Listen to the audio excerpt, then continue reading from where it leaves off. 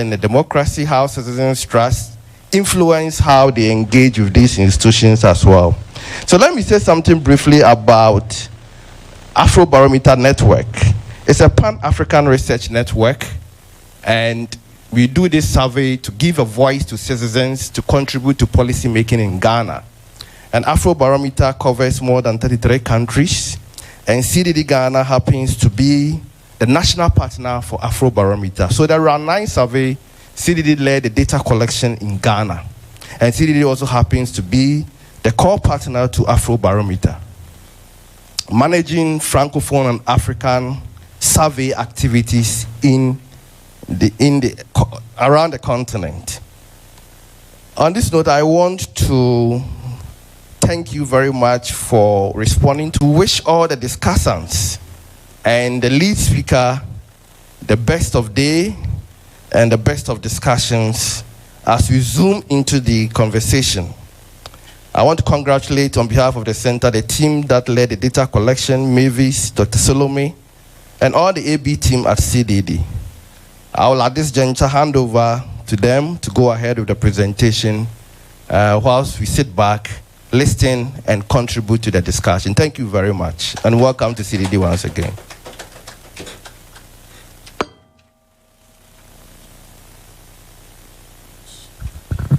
Thank you very much. Giving voices to the people. That's a true definition and essence of this democracy that we are practicing. A government of the people, for the people, by the people. In practice, we don't really see that happening, but these interventions like the Afrobarometer survey bridges that gap in democratic practice. We're going to have the findings presented to us now. Dr. Edem Salome is the Director of Research, CDD Ghana, will do the presentation for us. Please, let's put our hands together. Thank you. Let's do it better, please. Thank you very much. Thank you. Bye.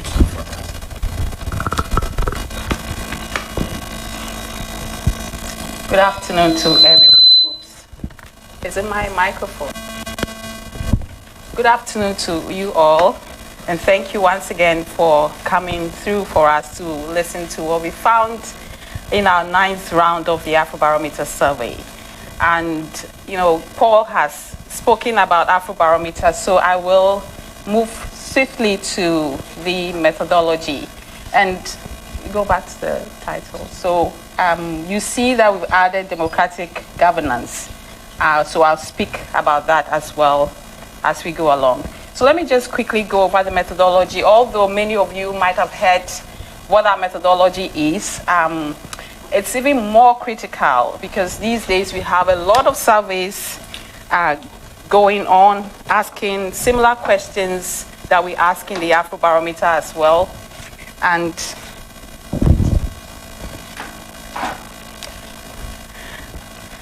it's still useful that we re-emphasize what our methodology is.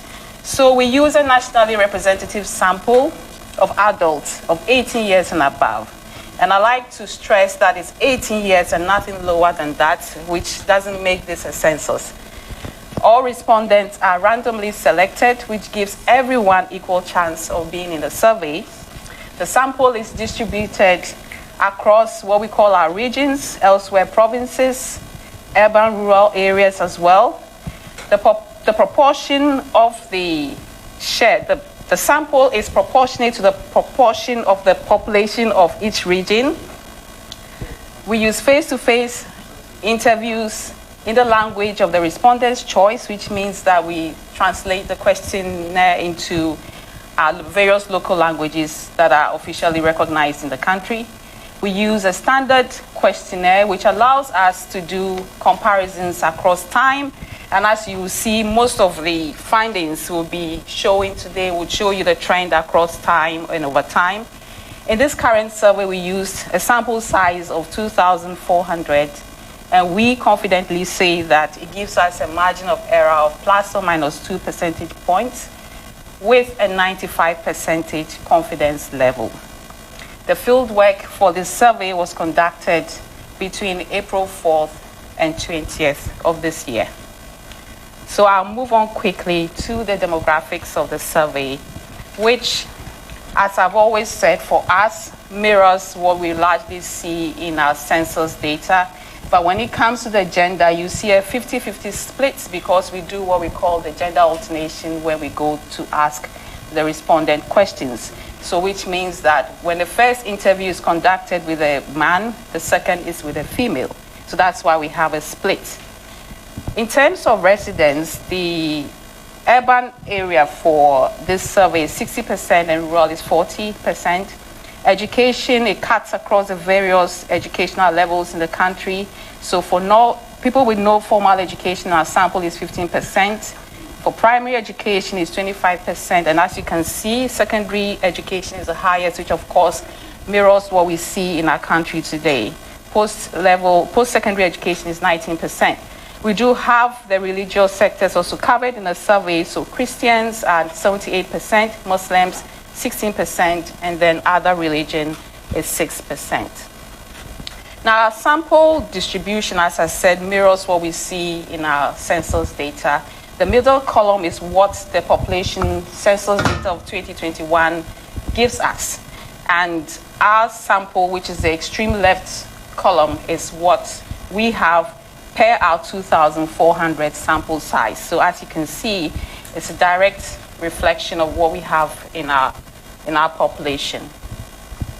So I will now move on to the findings, and I will begin with the governance aspects of our society, although we said that largely the findings will border on corruption, trust, and institutions and party finance. And we have to give it a bit of context, because without knowing what our democratic aspirations are, none of these can really happen. So I will begin with what democratic aspirations are for Ghanaians. So I'll begin with what we call support for democracy and rejection of authoritarian alternatives.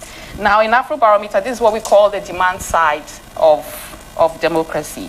So we see that a significant majority of Ghanaians, which is 7 in 10, strongly reject all forms of authoritarian regimes and prefer democracy, which is 76%, which is the green bar there. We see there's a strong rejection of all other forms of governance by Ghanaians. Now, as I said in the beginning, we'll be looking at the trends of some of these results over time. And again, we look at the support for democratic norms and institutions over time. Here too, we see that there's a continued strong support for elections as a means of choosing our leaders, and this has been since 2017. We see that 8 in 10 Ghanaians say leaders should be chosen through only elections.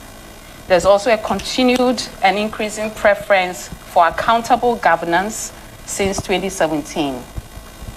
We also see that there's a significant majority, which is 2/3 of Ghanaians, say that it is more important for citizens to be able to hold government accountable, even if it makes decision-making slow. And then we also see that since 2014, 7 in 10 Ghanaians have consistently indicated their strong support for multi-party competition in Ghana's politics. And then between 2002 and 2022, which is 20 years actually, is it?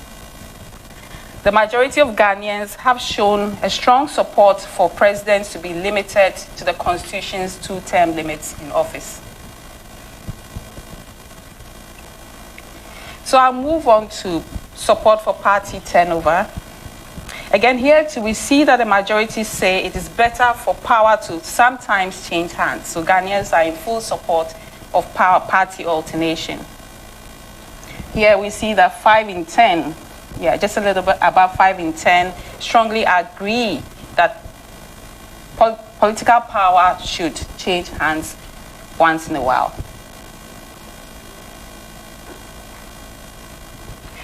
Let's look at demand for representation of elected officials.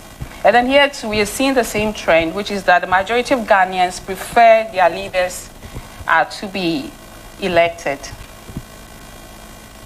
and that their leaders should listen to their views all the time. And then when it comes to whether Ghanaians see their government or their president as a boss or employee, again, we see that emphatic majority saying that a significant majority of Ghanaians believe that government is employed by the people and should respect citizens and what they demand.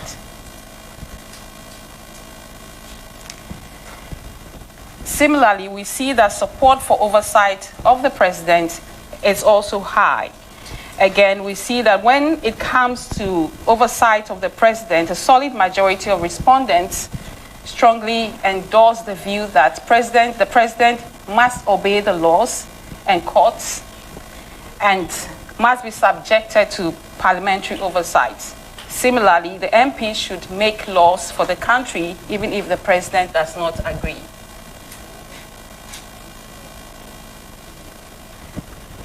So there's a place for opposition parties in a democracy. So again, here too, we see that nearly 6 in 10 Ghanaians say the opposition parties should cooperate with government to help the country to develop. At the same time, we see that a quarter expects opposition parties to criticize and hold government accountable.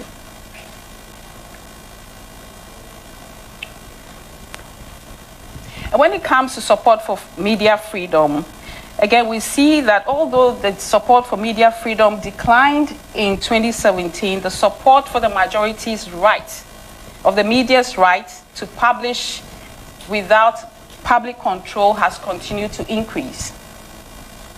We see that there's a 33 percentage point increase in support for media freedoms between 2017 and 2022.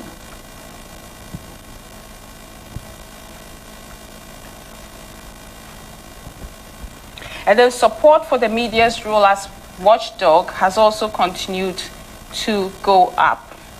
We see there's a 9 percentage point increase between 2008 and 2022. Overall, the support for democracy and democratic norms and institutions continue to be high among Ghanaians.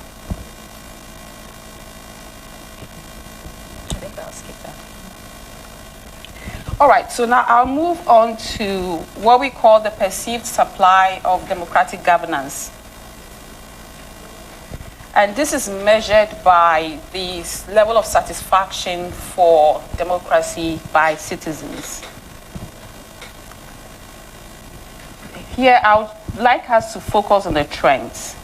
So here we see that the demand for democracy and the perceived supply of it in Ghana has fluctuated over the years.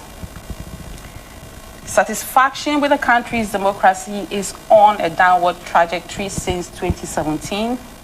We see that there's a 21 percentage point decline between 2017 and 2022, and a 9 percentage point decline between 2019 and 2022. In the views of Ghanaians, Ghana is not a full democracy or a democracy with minor problems.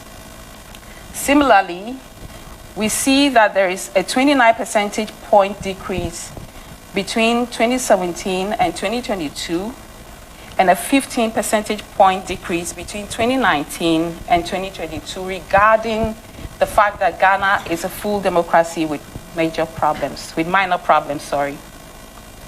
And we also see that there's a downward decline for satisfaction in terms of democracy, how democracy works in Ghana.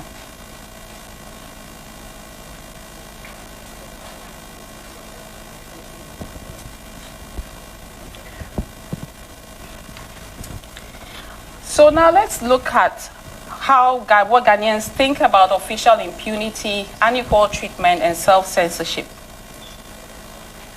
Again, we see that there's a significant majority view when it comes to whether people should be careful of what they say. 7 in 10 Ghanaians believe that people have to be careful of what they say when it comes to politics, and that political party competition leads to violent conflicts sometimes, and that people are treated unequally under the law, and officials who commit crimes often go unpunished.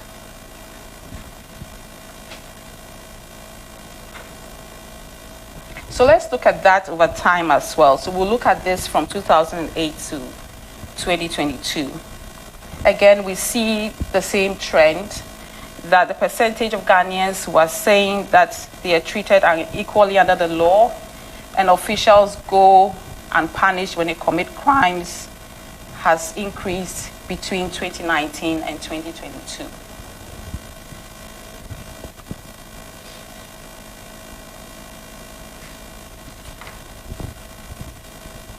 We find this, we see the same trend when it comes to MPs and assemblymen, whether they listen to our constituents or not. And then we see that here too, Ghanaians are saying that MPs, who are their direct representatives, never listen to them or only listen to them sometimes.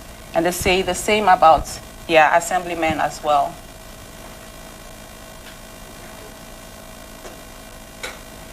Now let's look at level of media freedom. Here we see that 1810 Ghanaians are saying that the news media is free to report, should be free to report and comment on news without censorship.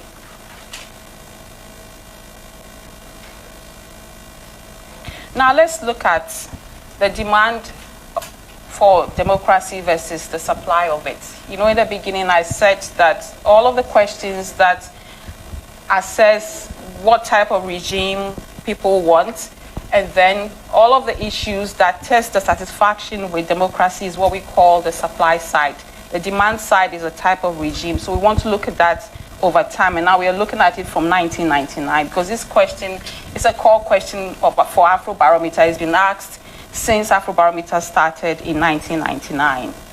So here too, we see that while the support and the perceived supply of democracy have varied over the years, there has been a downward spiral in terms of the satisfaction and the supply of democracy since 2017.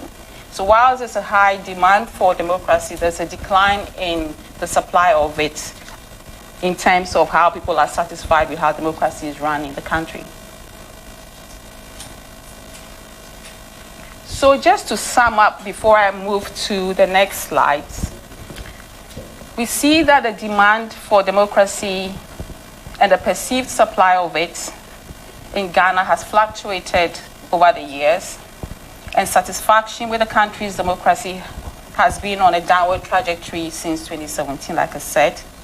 The assessment of Ghana as a full democracy or a democracy with minor problems has declined by 21 percentage points since 2017, and large majorities say that people have to be careful about what they say about politics, and that political party competition leads to conflicts, and that people are treated unequally under the law, and public officials go unpunished when they commit crimes. All right, so I'll now move on to our assessment of the performance of elected leaders. So let's look at the ratings of leaders' performance. And now we are looking at those who are directly elected. Here too, we see that the majority of Ghanaians, about 6 and 7 in 10, rate the president, the MP, and the assembly members negatively. 7 in 10 strongly disapprove or disapprove of the performance of the president. We see a similar pattern disapproving or strongly disapproving the performance of MPs, and then 6 in 10 disapprove or strongly disapprove the performance of assemblymen and women. But it looks like the assemblymen and the local governance is doing a lot better than the national level. Let's look at the trends too, and now we are focusing on evaluation of the president's performance. So we're looking at this from 2002 to 2022. We see that the positive ratings for the president's performance has declined by 31 percentage points between 2019 and 2022. And now when I mention 2019, I'm referring to the last round of the Afrobarometer survey. We also see that the negative ratings has also increased by 34 percentage points. So we haven't seen any improvement either way.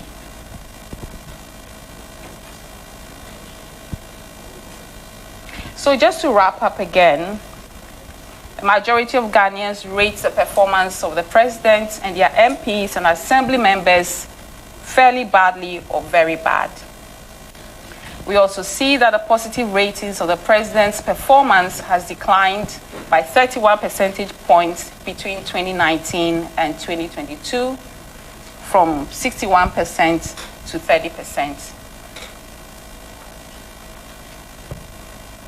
Now, one of the questions that we asked in this particular round of survey was about, expectations of our current parliament, which we've described as a hung parliament.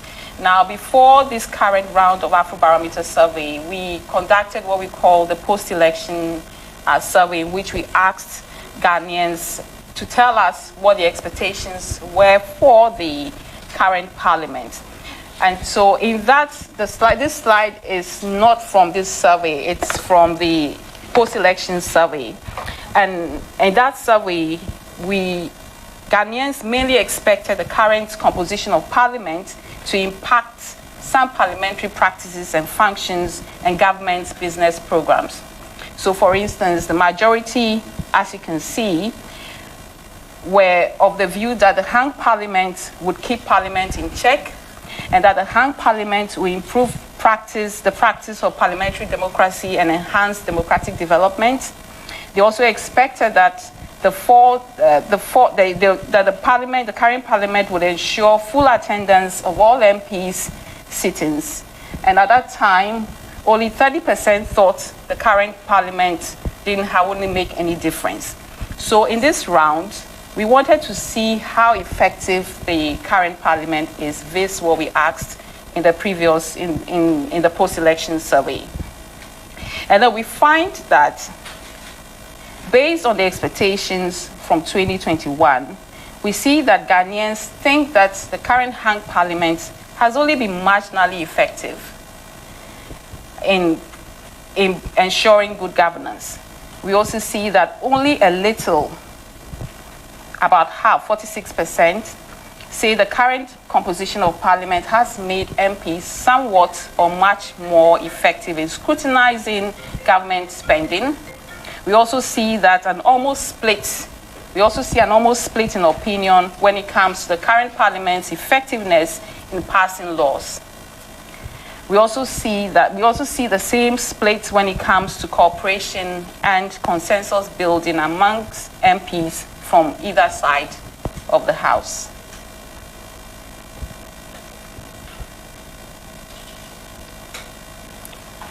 Okay, so I will move on to corruption. And, when Alfred was speaking, introducing the topics for this presentation, he was hoping that we'll see a different league table in terms of who is most corrupt in Ghana. I can't say. Oh, it's already up. All right. Alfred, your wish, unfortunately. So we see that amongst the most, in the minds of Ghanaians, the most corrupt public officials are led by the police, followed by the office of the president, and then MPs, judges and magistrates, tax collectors, and NGOs thankfully are perceived as the least corrupt.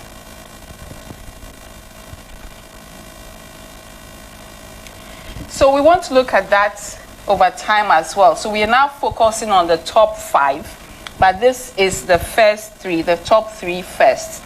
So again, we see that over time amongst the police, the perception of corruption amongst the police has increased by 8 percentage points since 2019, which is since the last time we conducted the Afrobarometer survey.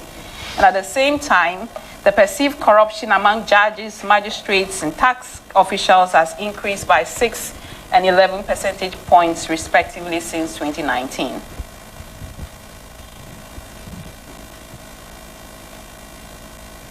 So now let's look at perceived corruption at the presidency and among MPs. Like I said, we are looking at just the top 5 in the league table.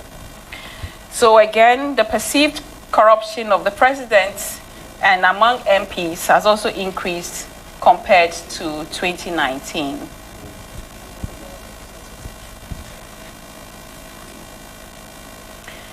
All right, so we asked a few questions about the pandemic, and one of the questions we asked related to whether there was corruption with regards to funds allocated for the pandemic. And again, we see that there's a wide perception that the COVID funds made available to government for combating the pandemic or responding to it were lost or stolen due to corruption. And we see that 7 in 10 Ghanaians believe that funds were lost due to corruption. So we look at the overall picture of corruption in Ghana since 2014.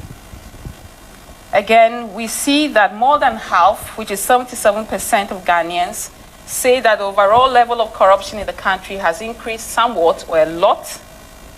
And this is a 24 percentage point increase from 53% in 2019 to 77% in 2022. At the same time, the perception of corruption has decreased. The perception that corruption has decreased has also declined by 10 percentage points. So either way, it's still not looking good.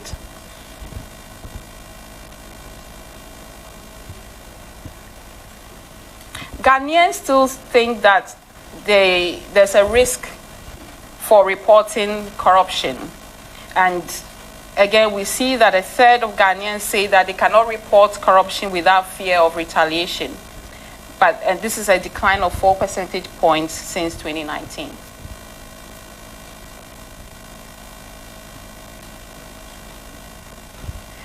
So we now look at the evaluation of how government has dealt with fighting corruption over time. And again, this is a 10-year period, 2012 to 2022.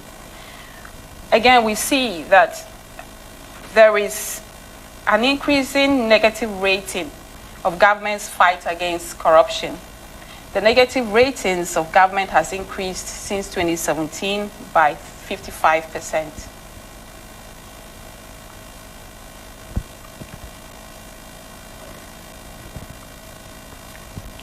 Okay, so I think I will move on to trust in institutions. All right, so now let's look at trust in institutions.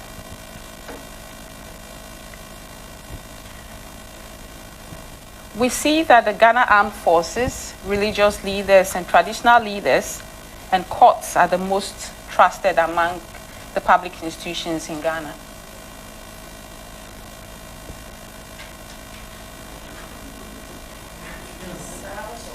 There's something that is exciting everybody.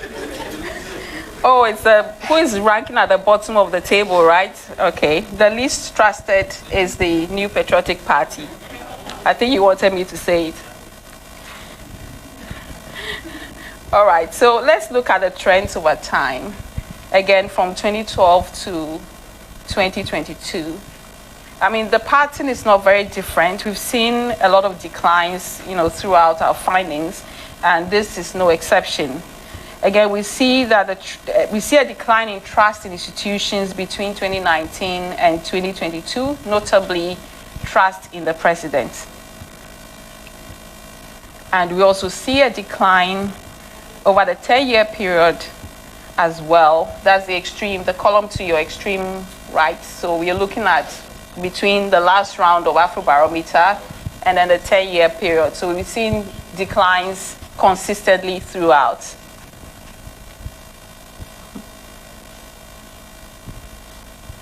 All right, so to wrap up this session again, we see that amongst public institutions, the Ghana Armed Forces, religious leaders, traditional leaders, and the courts are the most trusted. Trust in institutions has declined between 2019 and 2022, and notably, trust in the president has declined by 25 percentage points. So I'm going to round up the presentation with our findings on views on political party financing. So, one of the issues that's been debated over time is whether the state should fund, political parties and political party campaigns. So in this particular round, we asked our respondents to tell us their views on state funding of political parties. And we see that there's a significant majority of Ghanaians do not think that the state should directly support political parties during campaigns, election campaigns. We see that 2 in 10 Ghanaians disagree, and 1 in 2 strongly disagree that the state should provide any form of direct support to political parties during election campaigns. And again, close to 7 in 10 Ghanaians disagree or strongly disagree that the government should provide direct support to political parties during election campaigns. So, if parties should be funded, what's the best approach then? Here too, we see that only a few agree or strongly agree that the state should support political parties.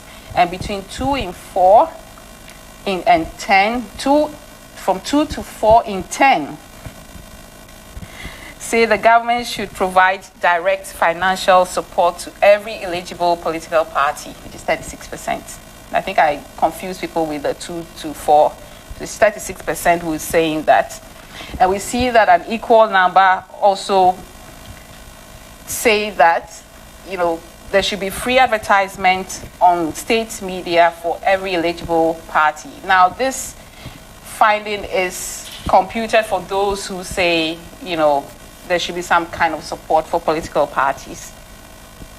We also see that about 25% say that resources such as vehicles, office equipment must be provided to every eligible political party.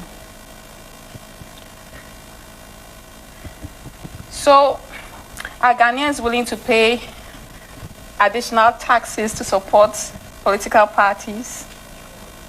Here too, we see that there's quite an emphatic no to that. Ghanaians will not pay an additional peswa when it comes to funding political parties. Only, let's say 18% say that, there should be some sort of taxation to fund political parties. So just to round up again and highlight some of the key findings before I sit down, we see that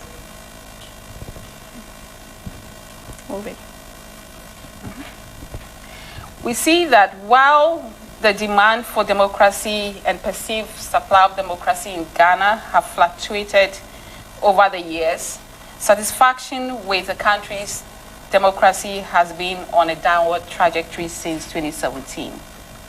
And again, when it comes to political party financing, a large majority of Ghanaians think that there should be no state support for political parties during election campaigns. And when it comes to corruption, the perception of corruption among public officials and institutions have increased compared to 2019. And when it comes to trust in institutions, the trust in institutions has declined between 2019 and 2022, and notably, trust in the president has declined by 25 percentage points. Thank you.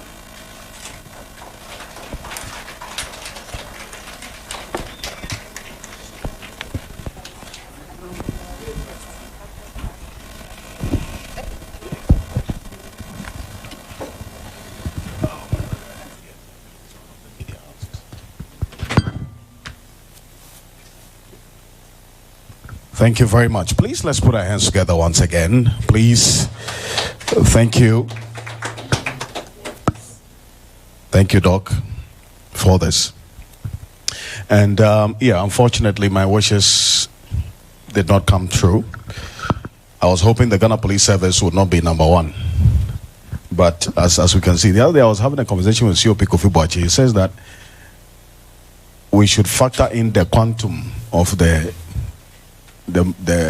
corruption as well, because for the police they take 1 Ghana, 2 Ghana, and another person, a politician or the other, would engage in some act of corruption that would cost the state over 20 billion or billions of Ghana cedis.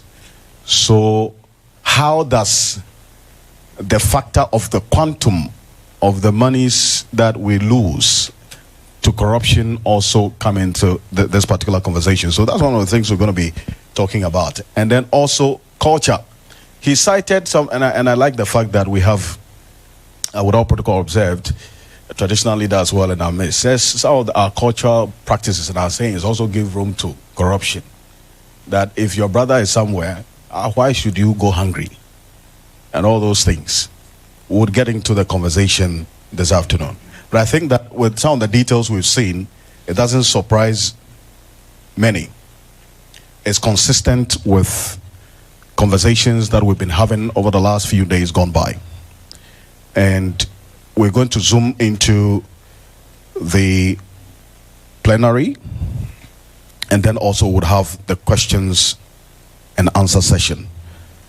Dr. John Osei Kopong is a D&D fellow in the field of politics of development at the CDD, well known in Ghanaian civic and social media communities for his interest in research methods and database policy analysis.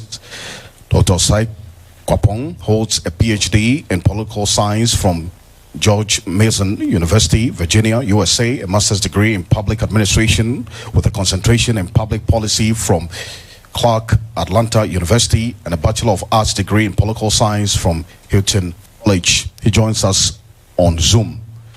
Doc, thank you for connecting with us. Great. Mrs. Linda Ofori. Hello, Doc, can you hear me?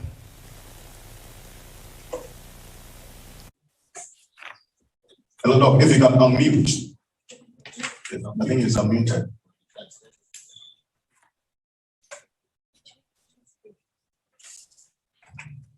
Hello, Doc, can you hear me? Hello, Doc, can you hear me? Yes, I'm here. Great. Thank you very much. Good afternoon. Thank you for connecting with us. Mrs. Linda Ofori is Executive Director of the Ghana Integrity Initiative and the local chapter of Transparency International, has a responsibility for the implementation of the organization's strategic plan and the overall oversight responsibility for effective and efficient management of the GI Secretariat. Her multi-annual professional experience includes work as the Programs Manager of GI Forum for Africa Women Educationists and the Ghana Life Insurance Company. Prior to GIM, Mrs. Ofori led the Ghana Anti-Corruption Coalition, GACC, as Executive Secretary. Please, let's put our hands together for Madam. Thank you. As she takes her seat, please, let's put our hands together. Thank you very much. So, we zoom into the conversation now. And I'm sure that as the slides were scrolling, we would have taken some screenshots and notes to guide us all when we get to the Q&A session. But let me start off with you, Dr. Kopong. So, we see the demand by citizens, for instance, for democracy to work, going up by some 65%. But as to whether it is meeting the expectations and needs and demands of the people has actually declined over the period. So, look, citizens will surrender our sovereignty in an election. And I always say that politicians don't come into power to rule the nation with their own money. We fund their manifesto promises and their plans in a hope that is going to improve our standard of living and reduce our cost of living. At what point does leadership say that this is what I believe is right for you as against what the people believe is right for them? We've seen instances where citizens have raised concerns about policies of government. E-levy comes to mind, but government goes ahead with what he believes is right. At what point do we have to employ the balance between what citizens expect and what leadership thinks is right?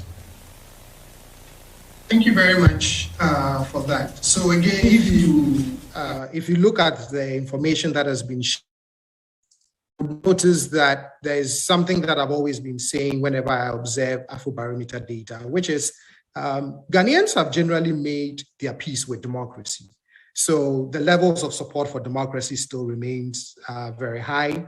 Our appreciation of democratic norms still remains very high.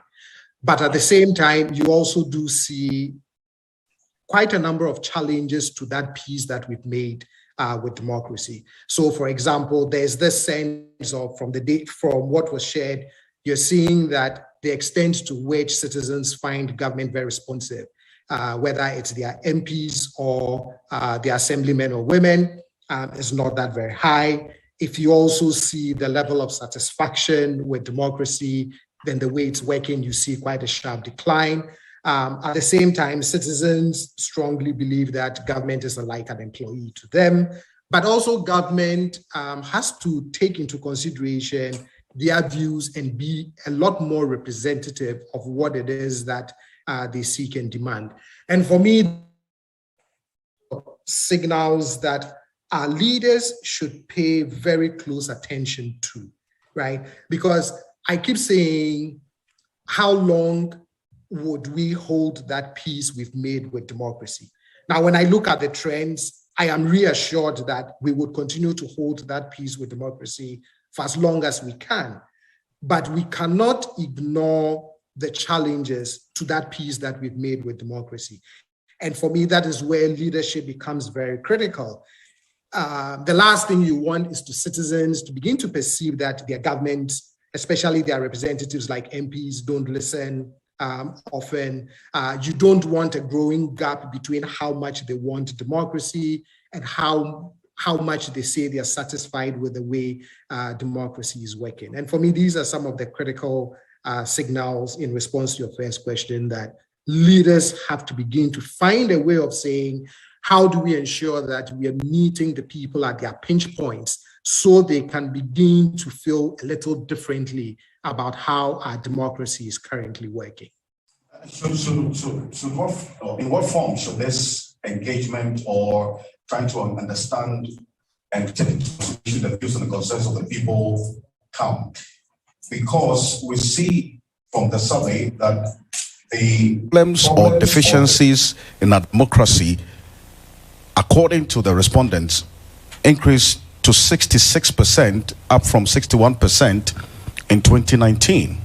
So the security of our democracy, if what the Constitution says is anything to go by, is hinged on its ability to meet the basic needs of the people. And consistently we are seeing this perception that, look, this democracy is failing us. In what form should that engagement come? I think, for example, platforms like this, I think the key stakeholders, bringing them together around the table to look at these very strong signals that are coming through Afrobarometer. If you go back and you look at 9 rounds of Afrobarometer, for example, you do see very clear signals of the things that Ghanaians keep saying are their policy priorities: unemployment, management of the economy, education, issues of poverty, for example, right?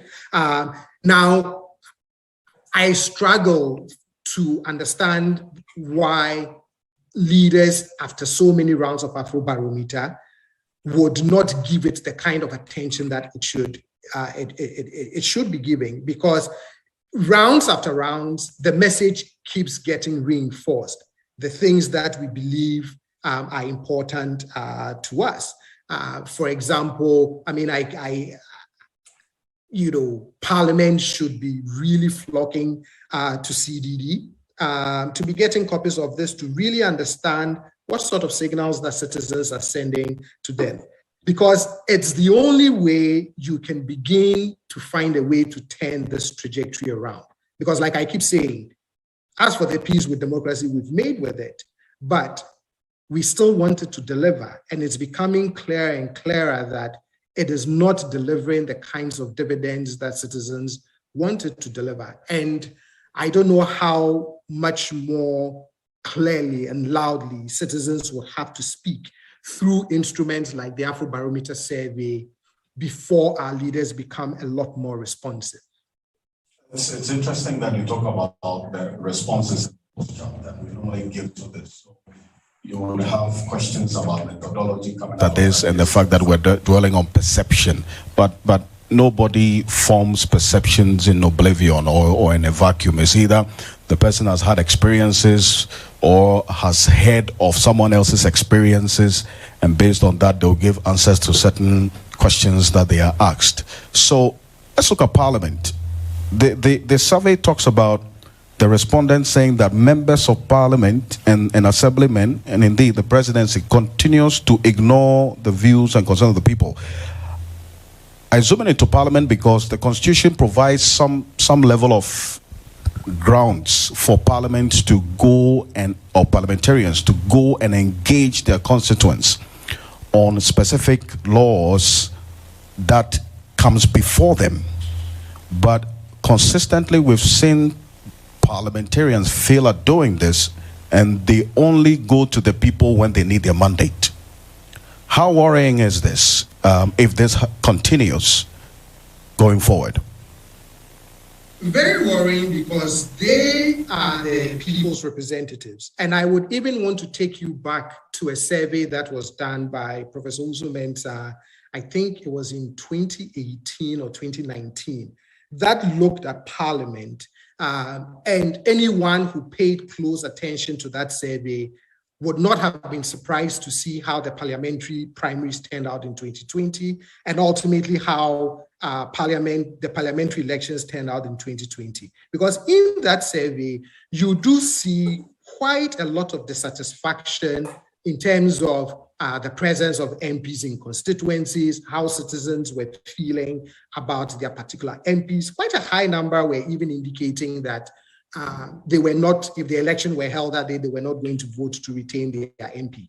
You juxtapose that against the percentage of respondents over the last couple of rounds of Afrobarometer, where they've asked, how often do you think your MPs listen?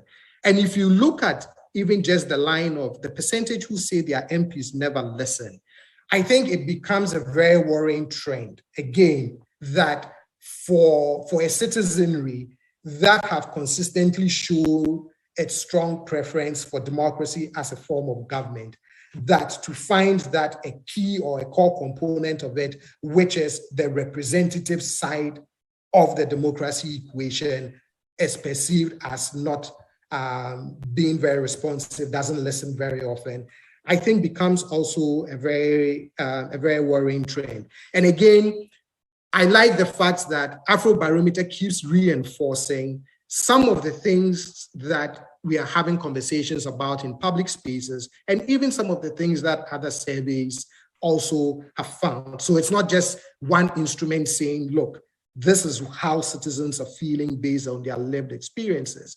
But you can triangulate other sources to say there are some very serious warning signals that we can't afford the luxury of overlooking. I'll bring it in at this point, madam.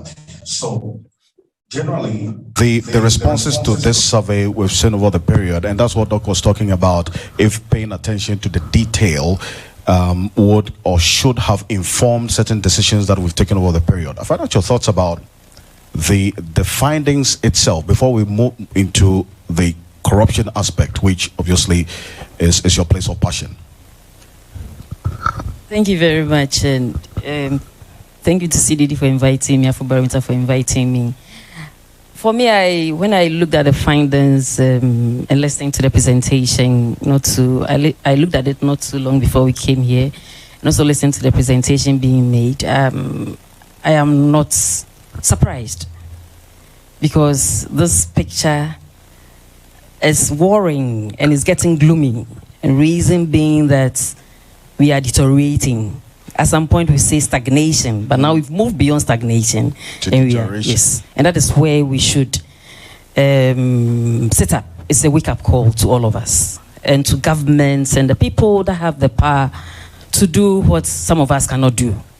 Can you imagine if CDD was the government and Linda was the Chief Justice, Attorney General? Can you imagine what we would do? President. Can you imagine the things we can do? But we will not be voted for. So we have to stay here and try to hold government to account. But the picture is very worrying. For me, when I was coming, I was so sad. So I wanted to wear a very black dress this afternoon. To mourn the state of affairs. The state of affairs. And we cannot run away from the fact that the picture is actually the contribution of where we find ourselves economically as well.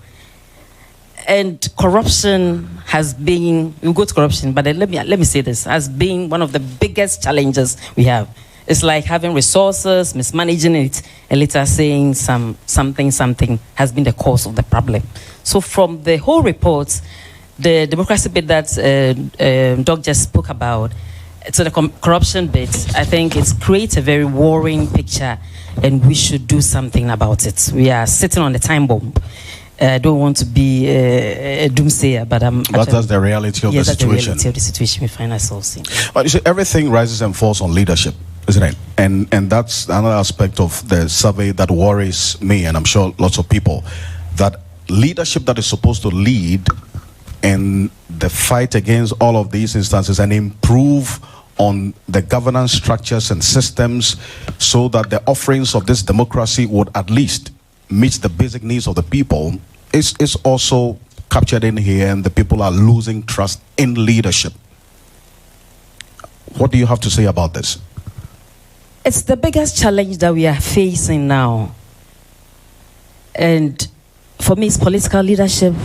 It's not helping matters. Institutional leadership, the accountability institutions, leadership are also not showing commitment. In as much as, if you look at the findings that we have and the institutions that are actually occupying the top positions. So we have the Ghana Armed Forces, religious leaders, traditional leaders. Which of them are you mentioning? Let's mention trust. The ones. The trust. Yes. Okay, so the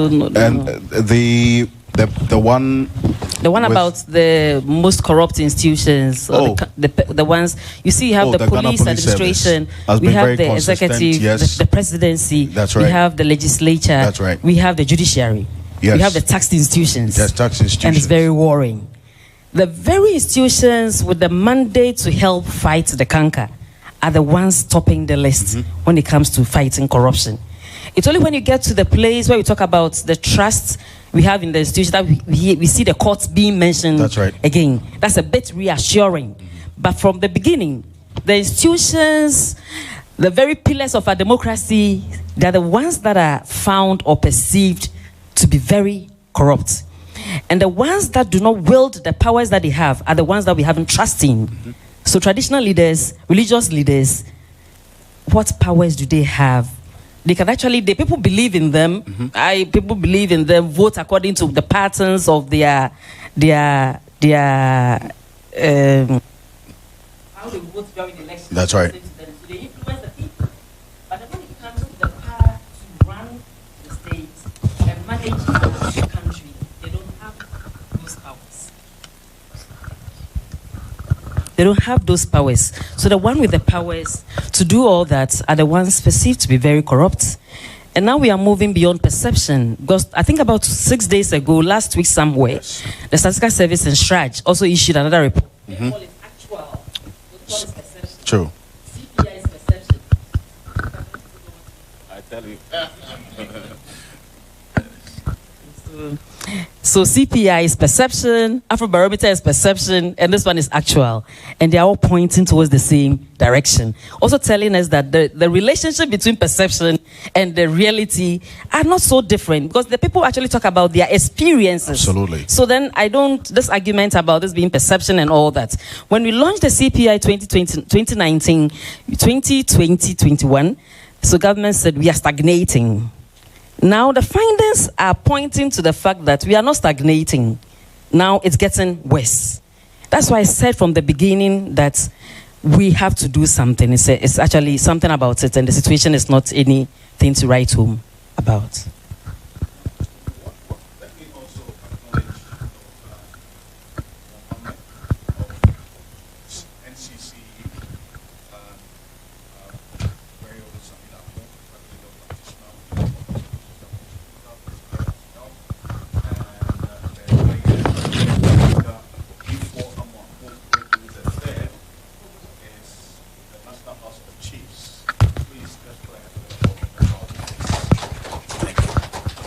Thank you very much.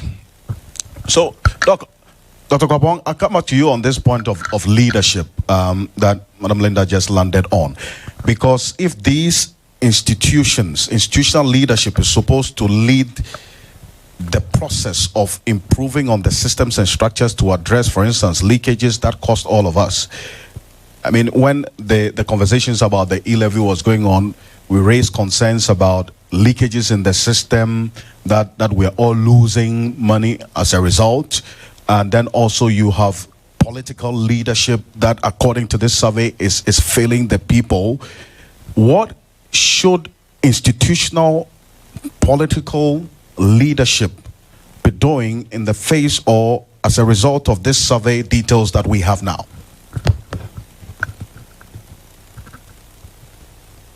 Hello, Doc. Yes, you can. Go ahead. All right. Thank you very much. So, you see, it is the actions or inactions of institutions and the leadership in these institutions that either reinforces trust in them or trust declines in them. So, for example, if you look at the level of trust, let's say in the courts of law, a critical institution designed to help make democracy work. As an impartial arbiter, sometimes in conflicts between citizens or even between, the executive and the legislature. You have to say to yourself, what are some of the signals that sometimes you see from the courts that would make people have faith and trust in them, right? If you're perceiving courts to be corrupt based on either stories, lived experiences, then it is up to the leadership in that institution to begin to look internally at procedures, practices. How do they interact with the public in ways that reinforces that trust or dwindles that trust in them, right? Because why would I want to go to court if my first perception of the court is that it is corrupt and I can't trust them? Or why would I want to bring a petition before my member of parliament if I don't trust them or if I perceive a certain level of corruption within that institution? So again, it goes back to the actions and inactions of the leadership in these institutions and what they need to do to reinforce the kinds of trust that citizens need to have in them. So we can actually connect this trust in institutions to the reason why people don't have confidence in these institutions and rather would have confidence in institutions that do not formulate laws is because of the unfortunate or negative experiences that they have had with these institutions or people they know have had with these institutions. So for instance, the courts, law enforcement agencies, leadership. Linda, what should these institutions, for instance, because we know the problem in terms of corruption, I keep saying that we've been talking about this for only God knows how long. People are even getting tired when we start talking about corruption. It's like people are beginning to agree with the former president that is as old as Adam. So what should be done differently than what we are doing now? Is it about institutional reforms? Are we supposed to introduce new institutions? We've seen the Office of Special Prosecutor in there. How much of a layer of effectiveness has that office added to the fight against corruption in this country? Linda. Thank you very much. When it comes to passing new legislation and then establishing new institutions, I think I always say we have enough for now. And so we should see how effectively these institutions can contribute to the fight against corruption and even helping in the advancement of our democracy. So we have to, the current ones that we have are good enough to work with for now. They have their own challenges as well. But you mentioned what they should be doing. You see, the courts, judiciary, the police, and all those things, they have their own codes of conduct and strategy. At some point, is even supposed to help them to formulate same and then work effectively with them. So the structures are there. it's just a matter of a bit of low commitments, unwillingness, and sometimes it's like the citizenry lose confidence and trust in them because they see corruption happening. We are not able to prevent, and we are not also able to sanction. So the problem is that we know what to do. It's just a problem of the leadership not willing to act. And for me to solve the problem, it should be the citizens being more interested and committed to holding them to account. So we just cannot just sit unconcerned. We just cannot just be praising when we are not supposed to be praising them. But we have to really hold them to account. And we have to find new ways and means of doing that. Maybe the old strategies are not working. Maybe having press conferences and meetings like this and launching results are not working. But then what can we do? We should actually be doing more of naming and shaming, more of demanding them to deliver on their mandates. We have done a study before where we went to accountability institutions to find out what they've been doing over a period of time with particular legislation that they have. Let me give you an example. We had the former Auditor General and some leading CSOs helping us to get the disallowance and surcharges rules working for us. He leaves office, and to date, with all the findings that we have in the Auditor General's report, nothing seems to be happening on that level. What can we do? We have to call him to work. And so not too long ago, I saw letters being written to him and demanding that he act on that particular one. To be frank, why should we call on them even before they do that? Why do you accept a position when you are not ready and willing to act? And if they are ready and willing to act, what is not making them act? We should be investigating into some of these matters. In the past, people have resigned because they said the executive is not allowing me to work. Now others have come on board. Others are there doing basically nothing. That's why I said it is not only political leadership, even though for me, they are the number one. They have shown less commitment. They've not really done what we wanted Yi levy to pass. Not all of us. No, they wanted. So then they wanted. Okay. Within a short period of time, we had it. Indeed. Corruption can really be dealt with if they show the commitment that's needed. Commitment. The same commitments. We should be able to.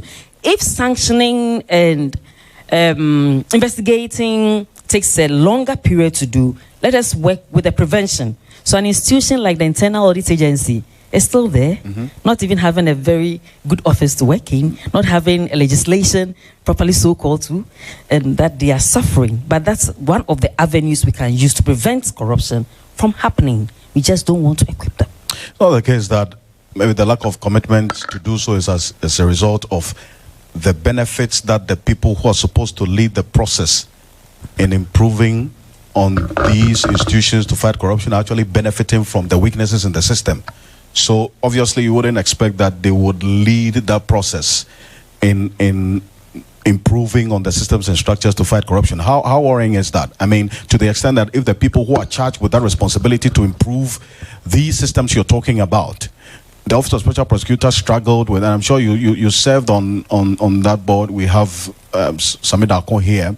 This is public knowledge. These problems with lack of resources, adequate resources to work. So we set up an office. Now they have to come out in the media. We've seen this published over time. So if the people who are supposed to empower these institutions to fight corruption, and as we saw in the survey, are perceived to be corrupt, meaning that they are benefiting from the weaknesses of the system, how can we trust them to lead that process of improving these systems and structures? So I didn't say they should be doing it. We should be holding them to account. You know, when it comes to the political leadership, we will be able to use election to change them. Now we're actually using election to recycle corruption. That's what I say. I don't see. We're using election to recycle corruption. Yes, we change from one corrupt government to another corrupt government. It's been happening. Oh yes, I'm not you. I'm not somewhere I can say it without, and I'm sure I can drive home safely. Yeah, that's what we've been doing. And you see the list. You saw the Electoral Commission's name also came up there, and we have been using that approach. We are not getting anywhere with it. Citizens, we should find new ways of working. The civil society organizations are trusted some way, somehow. We are accountable to our donors. Indeed. Only a few are not, but then we are accountable to our donors. And so we are trusted. And so we should be finding new ways of working, of bringing people together, mobilizing them. Positive energy. So I'm not talking about the things that happened not too long ago. I'm not supporting those ones. No. I'm talking about how can we democratically mobilize people's support to push this anti-corruption agenda, to hold our leaders to account, and also demand from them, take their mandate. They have laws. They are supposed to be doing something. Auditor General has public procurements. They have the legislation. Let us go to him and demand from him to be more accountable than they are being. Because we cannot just sit down. In the past, it was sole sourcing. Now it is sole sourcing. Now we are going back to IMF. Another government to counter us. Why? At some point, I don't want to say nonsense, but it has to stop. Oh, you are permitted to say it in an environment like this. Pardon me. So I think it's about reorganization, being led by civil society organizations to demand accountability from our leaders. And also when it gets to the election part, now voting people of integrity into office. We know them. They've been corrupt. They come again to ask for our mandate, and we still vote for them on whatever lines, I don't know. We should stop that and vote the persons of integrity to occupy political leadership. But for institutional leadership, we should also be calling on the president to sack some people. People in this country, no one gets sanctioned. People steal. Their names are recorded. We see the Auditor General's reports. That's even I'm sure a small fraction. That's what is recorded in there. And then they still stay in power. It's only in this beautiful country that people can abandon their position, go rest in the weather, cool weather, and still we pay them resources and we cannot sack them. Nobody gets sacked.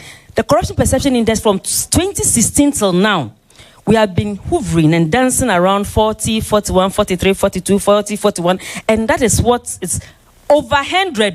Ghana's performance has been like that for now. Now, Afrobarometer is telling us that we are not only just stagnating, we are going down. It's a wake-up call on all of us. I think we have to do something. The media has a role to play, but still, I think civil society now will have to take the bull by the horn, and then we have to do more than we are doing to just hold them to account. I'm not waiting for elections, please. Not at all. Just hold them to account. And please, let's put our hands together for our guests, speakers.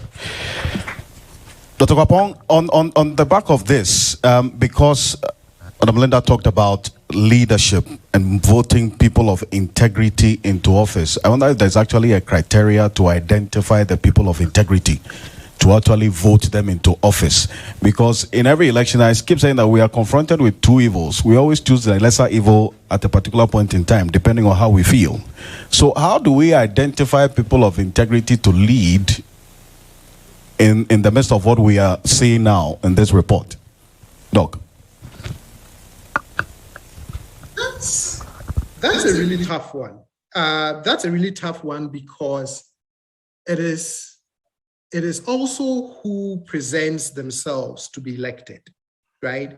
In fact, I saw a very interesting post this morning on Facebook by one of my Facebook friends, in which she was raising the question of, we keep saying politics is too dirty, so we're not going to get involved. And one of the core arguments she was raising is that, but it is this same process through which we make laws and force them.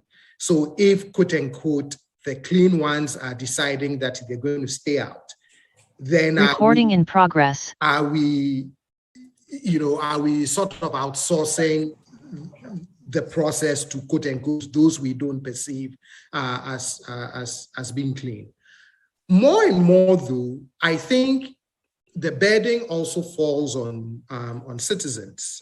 One of the things that I have said is that maybe, perhaps, if I strongly believe that if we vote out leaders on a more regular basis, maybe after every 4 years you're out, perhaps it would send that strong signal that we've reached a point in our peace with democracy where we don't want to be taken for granted anymore, that we actually expect our leaders to deliver. Because other than that, I just don't know how else. And it's also interesting because in Afrobarometer, citizens do say that they believe in the efficacy of elections in ensuring that leaders either represent them or hold them accountable. So my thing is, and I don't know how this is going to work, but my thing is, maybe if we get into a habit of regularly voting out our leaders, maybe after one term you're gone, we're willing to vote another person in another one term. If we do that maybe 3-4 times, we might get to a point where leadership would wake up, right? Those who present themselves to be elected to public office may start realizing that, well, Ghanaians are starting to develop a different kind of political culture, which is demanding that we are more responsive to their basic needs, that we meet them at their pinch point. Perhaps we would see a change in behavior, but unless they see that, I think, vigorous type of political behavior from citizens, I'm not sure what elections would end up saving us from. But that, for me, is one of the things that I've been tinkering with a lot, which is using elections as a strong tool of accountability. Then hopefully we would begin to get a lot more people willing to do right by citizens going in for public office. I think it also behoves on some of us, and I'm excluding myself because I have said that for me, I only want to do Afrobarometer and I only want to teach. But I think it also behoves on some of us to begin to become a little more engaged in the public space. It always doesn't mean that I should run for public office, but even advocacy groups that are constantly in the public space, raising issues, creating awareness that puts elected leaders on notice every time, I think can also help change some of these behaviors and put us on a more positive trajectory, because we can't keep going down this path that we are on. And that also finds space in the funding of political parties. That's aspect of the survey as well. Of strongly 45% of the respondents disagreeing strongly with any form of funding of political parties and their activities in this country. And we saw what happened. I mean, in the recent, not too long ago, the primaries of the MPP, Dr. Ali Duseidu was with me at a point.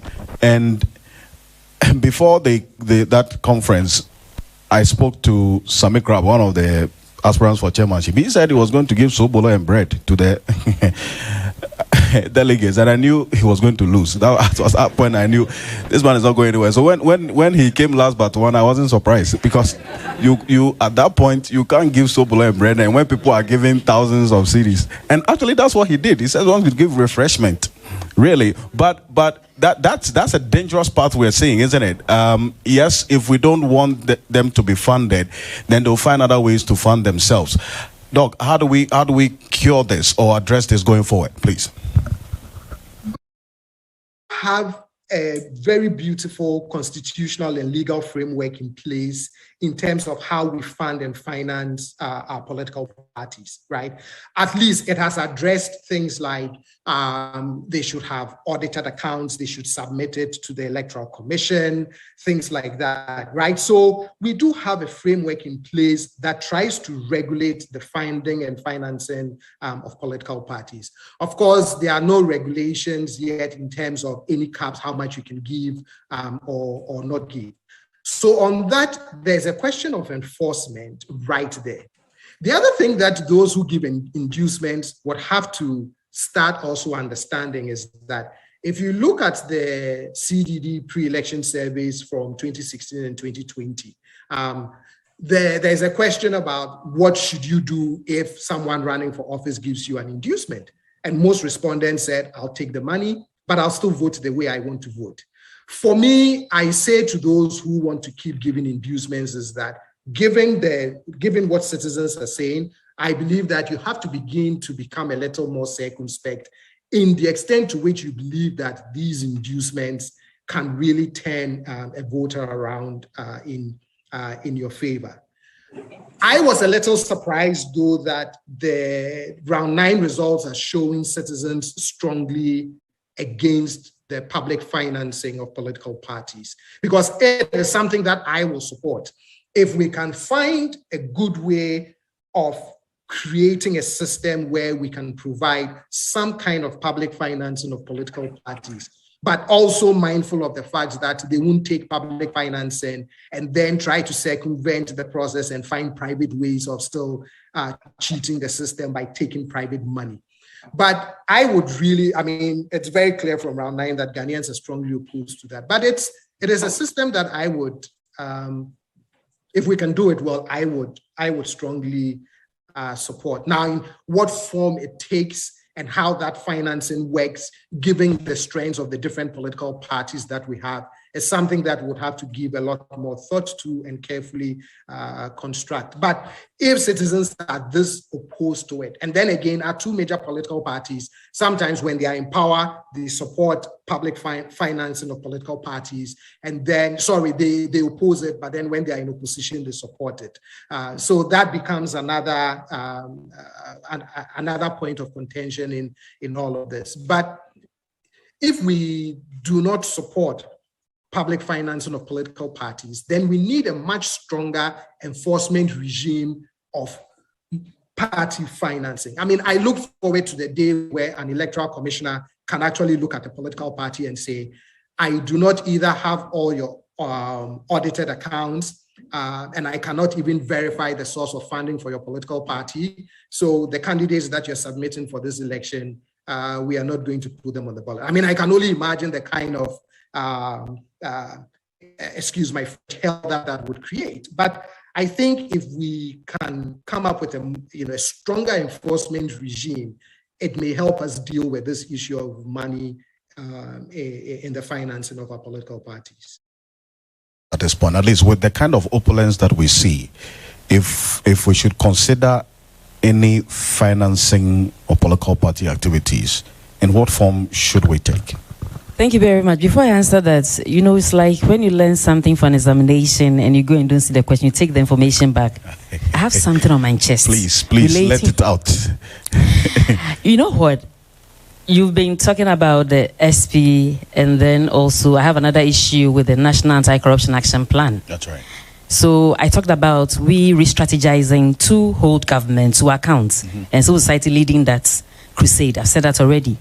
But when it also comes to the plan that we're working with, I just want all of us to remember that we actually Parliament approved the NACAP in the year 2014.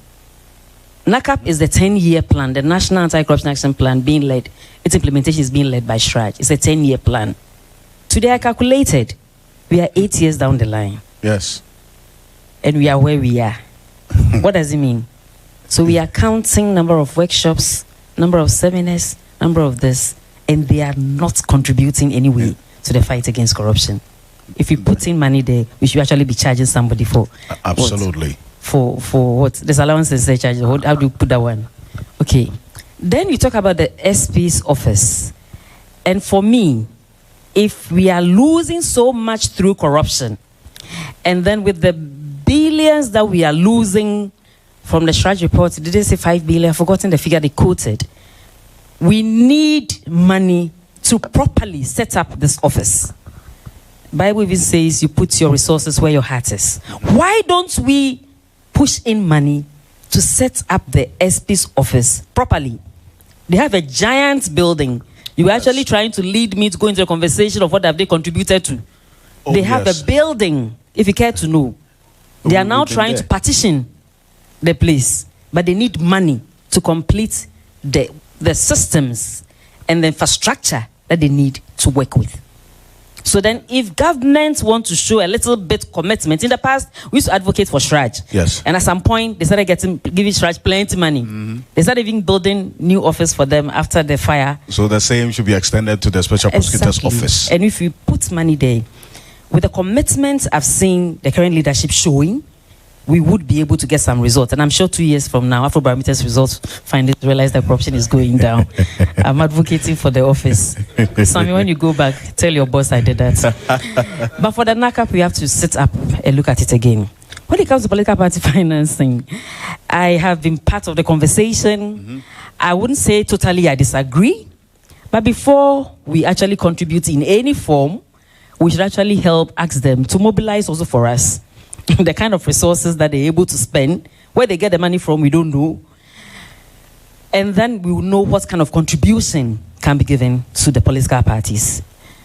We can actually also start with giving them support, not in terms of resources, but then places to hold their conferences free of charge and all those things. And then later on, we can actually move gradually, because you have many of them in the system who qualifies, who does not qualify. And some of us who also want to help the country might be even forming political parties in the near future. I see. I'm not giving any signal. No, but you just did. Oh, okay. Take it as such. Thank you.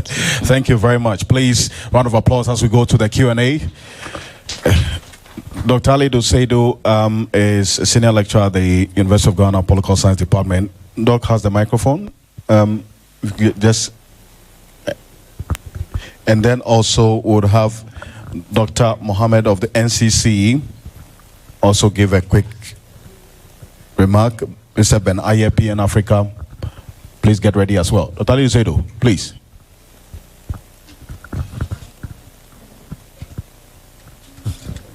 Thank you so much for to Afrobarometer CDD for this very wonderful research.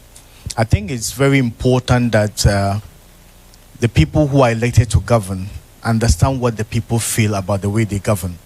And I think the Afrobarometer survey is one of the most important, credible ways of letting the people who are elected to govern know how we feel about the way we govern. And I think most of the things that we've looked at, the level of democratic development in the country, the issue about corruption, the issue about trust in state institutions, and all those things, we haven't seen so much improvement over the years, notwithstanding the fact that there have been a lot of demand for accountability from civil society organizations, the general population, members of academia, and all those things. But I still think this is very important, and I agree very much with Linda when she said that we need to reassess the kind of strategy and approach that we have been using over the years. And when we are able to reassess them, reevaluate them, then we can move to a top notch. I think the naming and shaming is very crucial, so that we are able to bring people on the spot and let them know that we are not happy with what you are doing, and you need to up your game. Other than that, what may happen will not be desirable. So I think it's very important, and we are all very proud and applaud CDD and Afrobarometer for giving us quality data to work with in the academia, quality data to work with as civil society organizations, quality data to work with as media, and a launch pad for us to actually fight corruption with the vigor that it deserves. Thank you so much for... Thank you very much. Thank you so much.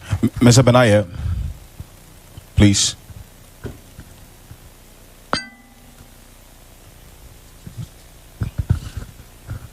Thank you very much, and congratulations to Afrobarometer and CDD for such a wonderful work. For me, from the Parliament perspective and the results that have been shared, it looks like Parliament still lives in the era where we feel, or citizens feel, that Parliament operates in that opaque system, and Parliament perhaps works in that black box, and so we kind of still don't understand what Parliament does. And I always say that when citizens or when people feel that, or when you don't share information about whatever you are doing to the public, to the people, there is always that chance for them to give interpretations to what you do, and the perceptions and all of that just run out of that. But from the results that have been shared, I'm also very interested in the outcome that Dr. Osei Kwapon also referred to in relation to why a lot of citizens do not really support the public finance of political parties. And then I'm tempted to perhaps think that if I am an ordinary citizen an ordinary citizen, and perhaps you ask me whether I would support government doling out cash to political parties to support their campaign, I may totally reject that. So for me, it may be how they understand the concept and how it even reduces corruption for them to even accept or not accept. So, I think this is a very good work, and once again, congratulations. Thank you so much. And Zamid Alcon, private legal practitioner with the Office of the Special Prosecutor. He's here. Okay. Then we'll take the final one from Odifo. Yes. I'm sorry. Dr. Mohammed, please. We'll come to you after. So forgive me. So, he's observing. Oh, but the microphone is with him, right? Oh, you can say a few things. Don't worry. It's fine. No. Thank you very much. I'm not speaking for the SP, so I don't want tomorrow headlines say the SP. But I have my own theory on this whole fight against corruption. Just give me 1 second. And this theory, I've had it long before my association with the SP. I would say it's in paragraphs, because I've already shared it with a few colleagues. So I have never considered prosecution as a priority counter-corruption strategy. It is important, but being a defense attorney, the loopholes and how lawyers are able to drag prosecution. And if you check prosecution being done by this government since they've been in power, you realize that it's dragging and still dragging. You've not had people readily and easily convicted to serve as deterrent. I don't also believe in moralism either. I think that different strategies might work for different types of corruption at different departments and agencies. One strategy is strong internal accountability. That includes holding supervisors, managers, CEOs responsible for what happens under them.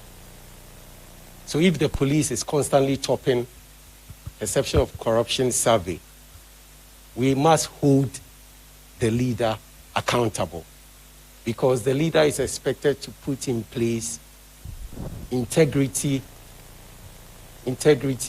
programs and counter-corruption programs to ensure that it doesn't happen. Then the second is a strong denouncement of corruption by the political class. Here I'm referring to the executive and the legislature, as well as the judiciary. So that strong denouncement should not just be in words, but in deeds, such as when it happens, how we respond quickly to it, the actions that we take, and how we also support anti-corruption institutions in terms of resourcing them, paying them well, and protecting them also from influence. Then I also believe in collaboration between the law enforcement agencies, which I think for a long time does not exist in reality. So police, IOCO, say now the Office of the Special Prosecutor, say Auditor General, all of them, I feel that they must work together, right? I sometimes smile when people are always mentioning Auditor General's report, because I'm wondering, are we aware that that report is always subjected to scrutiny by the Public Accounts Committee? And the Public Accounts Committee has the power to refer any case where they think there is corruption or say any other offense to the appropriate agency. So for instance, if you read the OSP Act, they can refer a matter which they think borders on corruption after reviewing the Auditor General's report to the OSP. How do they do that? And when they have held their meeting looking into the audited report, what does the Auditor General also do after that? Do we go back? Because then people will come and say, he didn't assess it right, he didn't do this. I'm just saying that sometimes we bundle it as if that's the end of it all, but there are processes that should be able to check it. Then lastly, I think that we need commitment from the judiciary to support the work of law enforcement agencies, so that, and also training for our judiciary in anti-corruption modules, for them to understand how those institutions operate and what help they can give to it. Thank you very much. Thank you so much. Thank you very much. Lawyer Samedakon. Dr. Mohammed, NCC, Dr. Zia.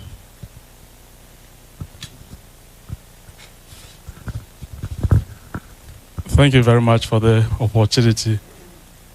When at first you skipped my name, it's a signal that I should be brief, so I'll make it very brief.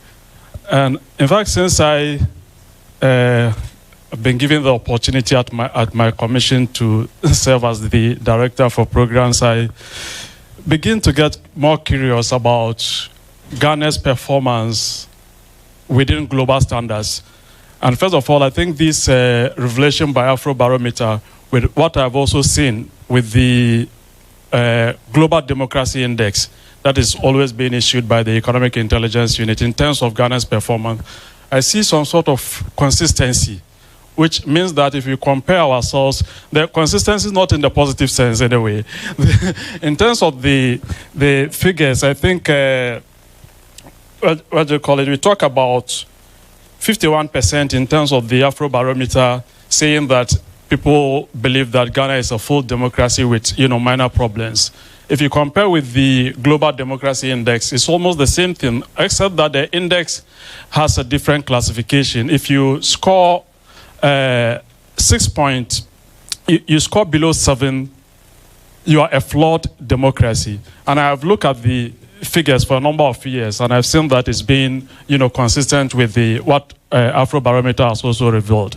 Then coming back to my work as a civic educator, I think the data and the information that have been churned out here today by Dr. Solomon and then our able discussants, it points to me the amount of work that we have to do as civic educators. Because consistently, when we look at liberal democracy, the central focus of it is civic participation. How do you get citizens to participate? Participation on two fronts. We can queue on election day and then cast our ballot. But more substantively, after elections, to what extent do we, hold leaders accountable? To what extent do we, use the core system? The constraints are there, but for us as civic education, I think in collaboration with civil society, Mrs. Linda Oforikwa pointed to that, the role civil society and state institutions like us should be able to play to open up the space for citizens to come out and participate. Unfortunately, in Ghana today, we have largely urban population with appreciable levels of education. And I think it is time that that population occupies the space, right? If you look at people who earn less than $1, the major concern is about what to eat. But if you are able to rise beyond certain threshold, you should look beyond solving your personal problem to going into community and civic engagement to help in, holding leaders accountable and then participating into the political front. Thank you very much for that. Thank you very much. Or therefore, Amwakwa Bwedu the third. Nana, thank you. Thank you very much, and thank you for inviting the National House of Chiefs to be part of this. Therefore, Amwakwa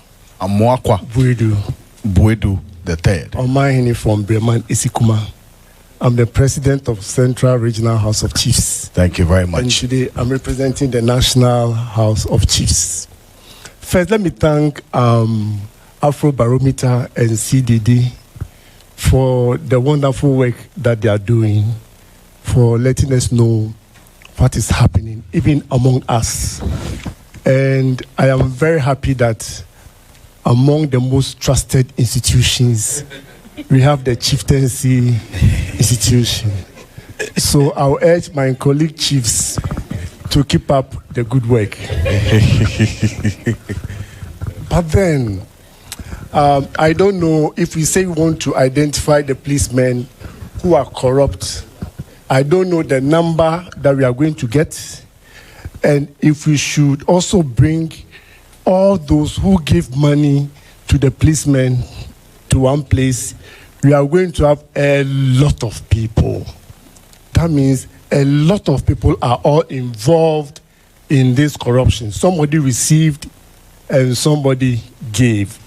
We are living in a system or a country where if someone leaves money in a taxi and the taxi driver goes to give the money to the owner, it is exceptional. It is no longer This normal. is big That news. means corruption is endemic. It is part of the system. It is like normal because what the taxi driver did was normal. But because we have accepted taking the money as normal, we contributed money even more than what He returned. he returned. Yeah. What can we do? I think it is mindset. We have to change our mindset about corruption. CDD, we are talking about democracy, but then we existed as a people long before democracy came. We had chiefs in control of communities. They had executive powers, judicial powers, legislative powers, but all have been taken from them. Even with the judicial, we only have chieftaincy issues being handled by traditional councils, regional houses of chiefs, and national house of chiefs. We saw what Asantehene did. When he came within the first 5 years, he resolved about 400 cases that should have been in the courts. So we have chiefs who are trusted, who have maintained the system, but then we have inherited democracy, which is good, which is helping us, but we have thrown away the very good things that we had. We have taken all powers from chiefs. We need to revisit ourselves. We need to identify ourselves as Ghanaians. Where are we coming from? Where is our sense of belonging? Where is that community spirit? Where if you have money, you are thinking of how to help your brother, not how much to get more, to be greedy, to amass wealth, to take bribe. We can start by first giving power to chiefs. And I will say that that law that was taken away from chiefs, to the extent that if a chief invites you to the palace and you don't go, you are free, that should be brought back. We should have that sense of identity as a people to change our mindset.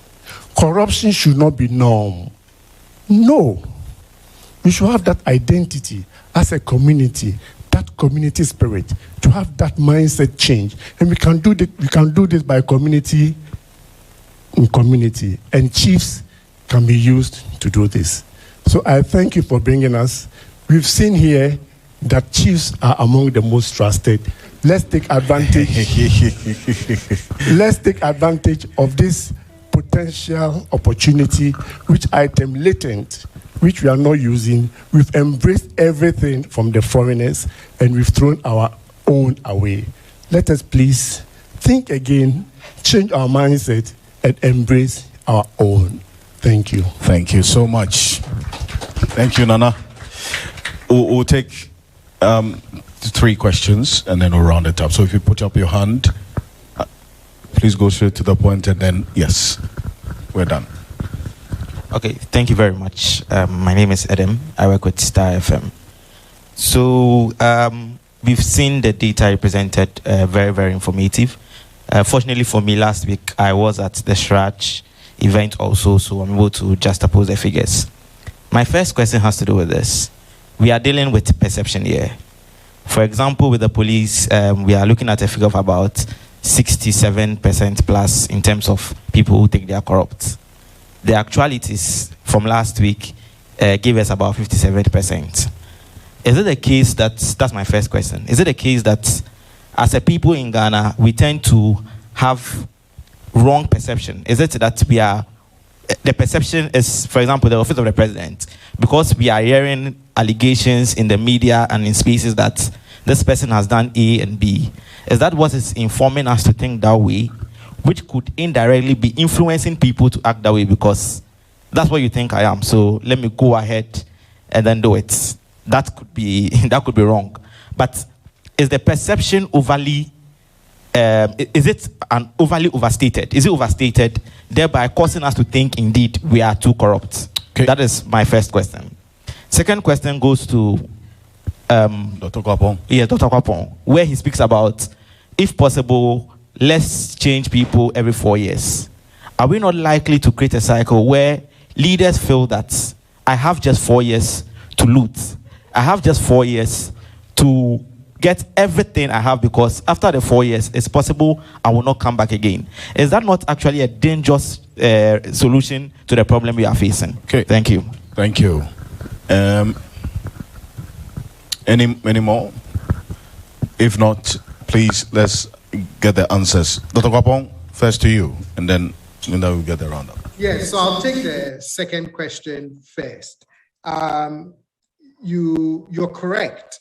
It could also provide the opposite incentive.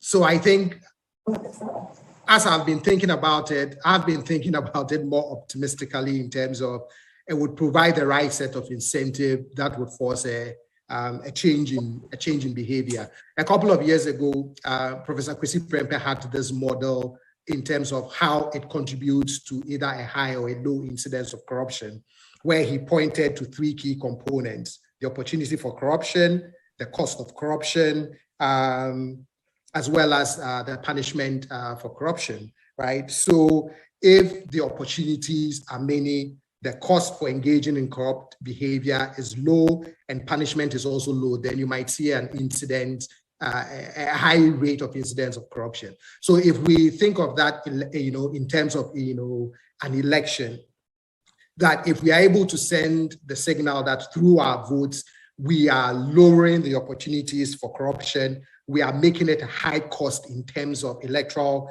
outcomes, and also making it a high punishment proposition in terms of we'll vote you out of power.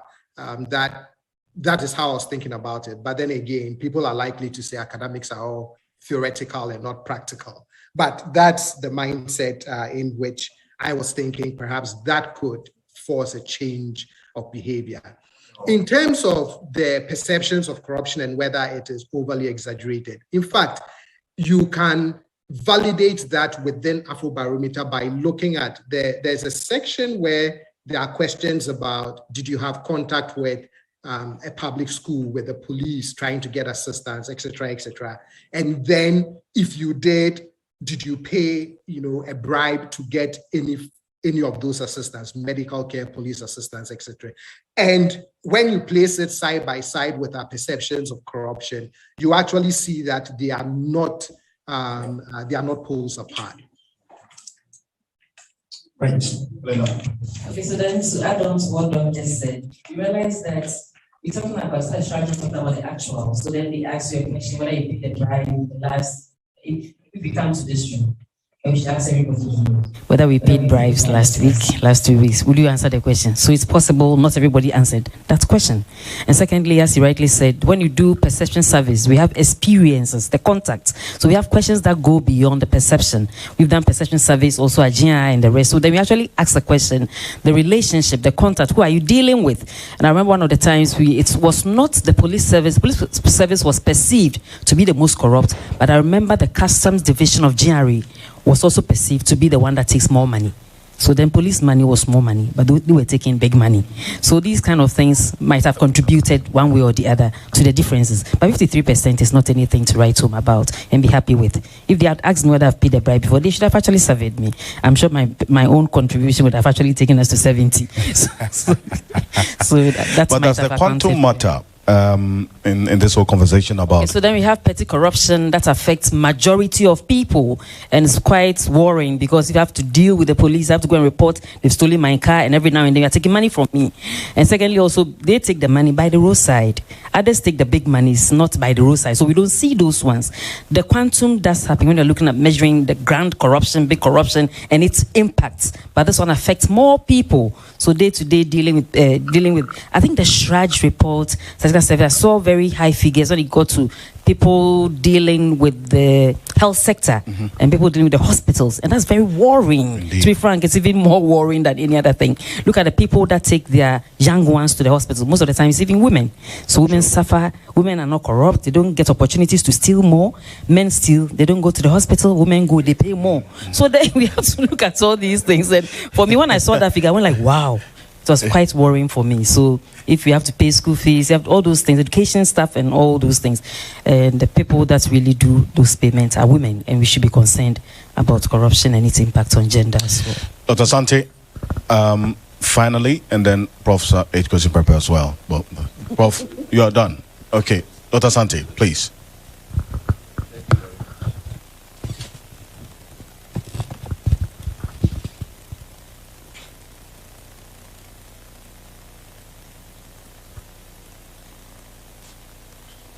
Very much. No, I was not going to speak, but I think Linda's last contribution. I think we all have to remind ourselves that, you know, the story, if you've been tracking the data for a while, we are really in a very bad place. Particularly when you look at the pervasiveness of corruption. It's becoming a way of life. People are becoming more accepting of it. Now, there are a lot of dangers there. These days, we talk about terrorism in other countries and we forget. But can you imagine if the police are corrupt, if, you know, hospitals are corrupt, if hotels are corrupt? Because corruption also in the private sector, and, you know, it's a very serious problem. Can you imagine how easy it is for terrorists to embed themselves in this place and operate? You know, it's going to be very hard for your national security and all the security infrastructure to sort of have the kind of intelligence of how people, because all you have to do is give somebody a little money and that's it. So we are playing with fire. I always start any conversation about corruption that is an existential threat. And over the years, it's becoming worse and worse. And what really worries me is a certain sense of acceptance. And our political leaders also feeling that, well, it's a way of life. So we just go along with it. That is a very dangerous situation, and at some point we will begin to feel the effects. I mean, everything we are experiencing with public services, the quality of public services, even policy incoherence, the fact that you can pour as much money as you can from taxpayers' money. And remember, this year the target was 80 billion Ghana cedis. If we mobilize all the tax resources, 80 billion plus the Euro bonds and all of that stuff, we put it in all the infrastructure that we put in it, and you begin to count the cost of corruption and its impact on people's lives and the quality of life, you know, you begin to really realize how very bad. And the fact that we don't seem to have any handle on it, and we cannot even add more. How is that possible? So I think for me, I want everybody to just remember that we are almost like sleepwalking into an abyss. And the earlier we wake up and do something about it, the better. And there are very easy ways to deal with these things. We just need the political leaders. Appreciate it. as well. Thank you so much, Mrs. Linda Ofori-Kwafo. Thank you. And we appreciate your company. And for us as media, even though the survey says that there's a freedom to publish and there's no restrictions, it is what happens after you have published your story that matters to us. There's the freedom to do. We will not restrict you. It is the aftermath. So yes, maybe at the point you can also take that into consideration. But thank you so much for this platform as well. It's been productive. We'll see how the days ahead will look like. Appreciate it. Thank you so much.